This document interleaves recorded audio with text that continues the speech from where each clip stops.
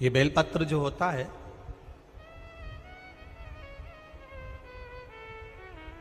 इस बेलपत्र पर कभी कभी आपने देखा होगा कि कई लोग बीच वाले पत्ते पर चंदन लगा देते हैं। ये जो बीच का पत्ता होता है इस पर लोग चंदन लगा देते हैं। शिव महापुराण की कथा कहती है अगर भूलवश भी अनायास आपके पास बेलपत्र भी नहीं है, शिव जी का चढ़ा हुआ बेलपत्र भी अगर आपने उठा लिया और उठाकर उस बीच वाले पत्ते पर एक चावल का दाना रखकर भी आप भगवान भोलेनाथ को समर्पित कर रहे हो, तो ये समझ लेना कि तुमने महीना, 2 महीना, 4 महीना, 6 महीना, 8 महीने में, हम तो हमेशा कहते आए हैं, आज फिर कर रहे हैं, 1 महीना पूरा हो जाए जल चढ़ाते, 2 महीना पूरा हो जाए जल चढ़ाते, 3 महीना पूरा हो जाए, 4 महीने पूरे हो गए, 6 महीने पूरे हो गए, या आपका साल भर पूरा हो गया, प्रयास करा करो एक बीच वाले पत्ते पर एक चावल का दाना रखकर शिव जी को समर्पित करना। क्यों? जो तुमने पूर्व में जल चढ़ाया है वो चावल का दाना अक्षय, उसको अक्षत माना जाता है, अक्षय माना जाता है। मतलब तुमने अभी तक जो जल समर्पित करा है वो कभी समाप्त नहीं हो सकता, उसका पुण्य तुम्हारे खाते में चले गया, अब तुम उसको किसी को भी प्रदान कर सकते।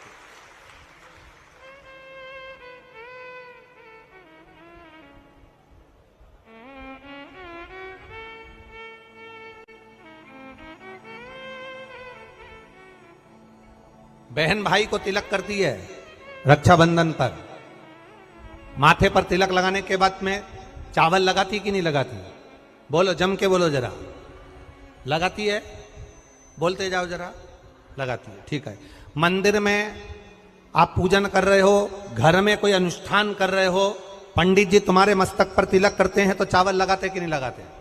बोलो बोलो, जम के बोलो। लगाते हैं।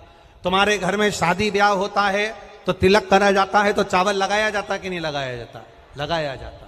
सब समय पर चावल, मस्तक पर कंकु का तिलक, चंदन का तिलक, जो भी तिलक तुम्हारे मस्तक पर लगा है, कोई अगर लगाएगा शुभ कार्य में तो चावल जरूर लगाएगा।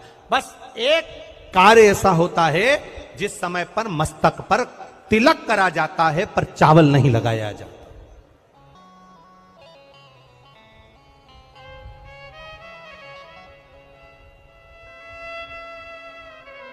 एक समय ऐसा होता है जिस समय तिलक करा जाता है पर चावल नहीं लगाया जाता। चावल का मतलब है अक्षय, मतलब बार बार भगवान ऐसा मौका लाए, बार बार भगवान ऐसी कृपा करे कि तुम ऐसा अनुष्ठान करते रहो, पुण्य करते रहो, सत्कर्म करते रहो, 16 सोमवार के व्रत करते रहो, चतुर्थी के व्रत करते रहो, तुम छठ की पूजन करते रहो, तीज का व्रत करते रहो, सोमवार का व्रत करते रहो, तुम्हारे घर में हमेशा ऐसे शुभ कार्य होते रहे। केवल अक्षय, अक्षत एक जगह पर नहीं लगाया जाता। कब नहीं लगाते अक्षत को? मस्तक पर तिलक करते समय अक्षत कब नहीं लगाया जाता? केवल एक समय पर। कब? जब घर में कोई शांत हो जाता है और शांत होने के बाद जब मस्तक पर पगड़ी का क्रम होता है, उस पगड़ी के क्रम पर तिलक तो लगाया जाता है पर चावल नहीं लगाया जाता। भगवान से प्रार्थना करते हैं ये बार बार मौका मत देना, जो हो गया उसको समाप्त, ऐसा मौका बार बार ना दीजिएगा।